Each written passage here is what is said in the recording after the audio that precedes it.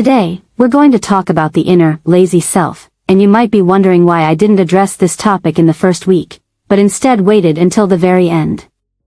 Let me tell you exactly why. Everything has its purpose. In the beginning, when you start the MotivatedFit program, you're more motivated. The first 2, 3, 4 weeks are pure motivation, and you don't necessarily think about that lazy self. So first, we cover the topics that are crucial to understanding, because only when you fully grasp why you're doing something can you sustain it long-term and achieve real success. That's why generic meal plans or training plans that are just thrown together never work, because people don't understand them. In my experience, when I clearly explain why you're doing something, you can stick with it long-term and really succeed. Understanding is the key to success. And what's crucial to understand is that everything is mental. Everything is mental. When it comes to overcoming that lazy self, it's obvious to say that everything is mental, because it is. The lazy self doesn't exist physically. It's not something that holds you down and keeps you from getting up. It's entirely mental, but mental strength is much more powerful than we often think. The placebo effect, for example, is scientifically proven.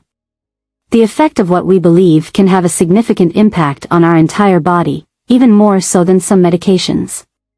So, when it comes to overcoming the lazy self, it's essential to realize that mental strength plays a critical role. What matters is not how often the lazy self wins, but how often your disciplined core wins. And that's key, because both cannot dominate simultaneously.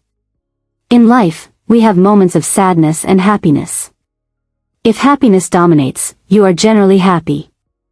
If negativity dominates, it overshadows everything else. We must focus on strengthening the positive aspects. This is why it's so important not to let the lazy self win. The less it wins, the weaker it becomes, until it eventually disappears. One practical tool is to use a calendar to set goals and track your progress, ensuring that you achieve them without fail. If you commit to doing something a certain number of times per week or month, you must do it, no matter what.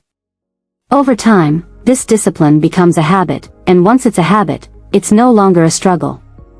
Now that we've completed 7 weeks of the program, the focus is on maintaining these habits long-term.